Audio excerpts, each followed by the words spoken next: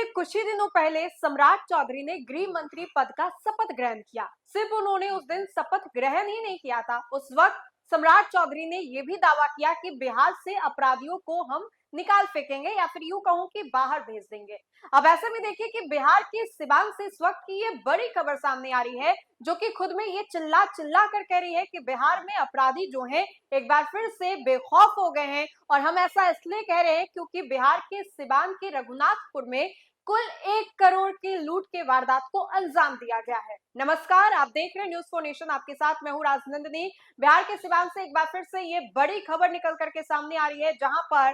अब बदमाशों ने एक बड़ी लूट को अंजाम दिया है। ये मामला छोटा मोटा नहीं है, और ये इसलिए छोटा मोटा नहीं है क्योंकि अब से कुछ ही दिनों पहले सम्राट चौधरी, जिनको लेकर के विपक्ष जो है काफी ज्यादा हंगामा करता था, बिहार में आपराधिक घटनाओं को लेकर के हो या फिर प्रशासनिक व्यवस्था को लेकर के हो, सुशासन को लेकर के हो, कुल मिलाकर के इन सभी मुद्दों को लेकर के विपक्ष जो है वो एनडीए सरकार को घेरता था। लेकिन जब से ये विभाग जो है सम्राट चौधरी के पास आया है, नीतीश कुमार के पास से ये सम्राट चौधरी के पास आया है, तब से कहीं ना कहीं सम्राट चौधरी ने बड़ा दावा किया और लोगों के बीच में यह यकीन दिलाने की भी कोशिश की कि चाहे कुछ भी खामियां रह गई हो, आने वाले समय में मैंने इस पद का ग्रहण किया है, शपथ ग्रहण किया है और अब मैं इस पद के लिए बखूबी काम करूंगा और आश्वासित करता हूं कि आने वाले समय में कोई भी भूल चूक नहीं होगी, अपराधियों को बिहार से बाहर भेज दिया जाएगा। लेकिन देखिए, ये बड़ी खबर जो है बिहार के सिवान से निकल करके सामने आ रही है, जहां पर बदमाशों ने 1 करोड़ यानी कि करोड़ों की लूट जो है वो कर डाली है।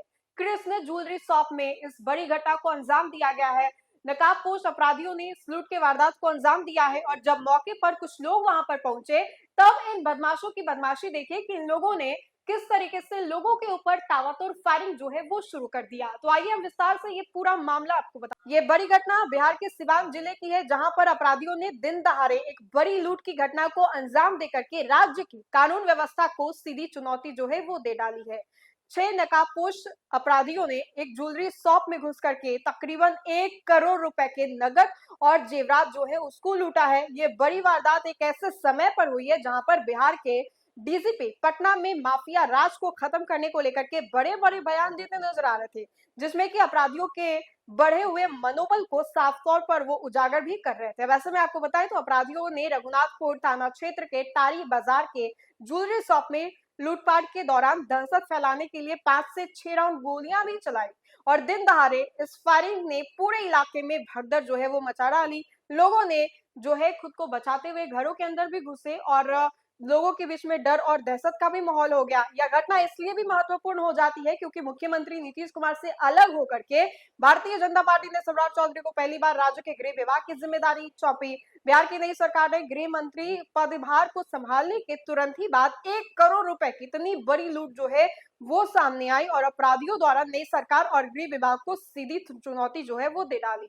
अब ऐसे में सिवान के रघुनाथपुर में हुए इस दिन दहाड़े लूट को लेकर के साफ कहा जा सकता है कि अपराधी जो है वो बेखौफ हो गए हैं और किस तरीके से इस बड़ी घटना को अंजाम दिया गया है। तो ये बड़ी खबर हम आपको बिहार के सिवान से बता रहे थे, जहां पर अपराधी जो है, बदमाश जो है, इस बड़ी घटना को अंजाम दे डालते हैं और कहीं ना कहीं ये सीधी चुनौती जो है वो गृह मंत्री सम्राट चौधरी को लेकर के है, बिहार डीजीपी विनय कुमार को लेकर के है और उन तमाम लोगों को लेकर के है जिनके अंदर ये सभी कुछ चीजें जो है वो आती है। बहरहाल, आपको क्या लगता है कि आने वाले समय में सम्राट चौधरी जो है वाकई बिहार से अपराधियों को बाहर भेज पाएंगे या फिर नीतीश कुमार से बेहतर काम ये नहीं कर पाएंगे? ये आप हमें कमेंट के माध्यम से जरूर बताएं। तो फिलहाल के लिए इस खबर में इतना ही। खबरों का सिलसिला लगातार जारी रहेगा, देखते रहें न्यूज़ फॉर नेशन। बहुत बहुत शुक्रिया।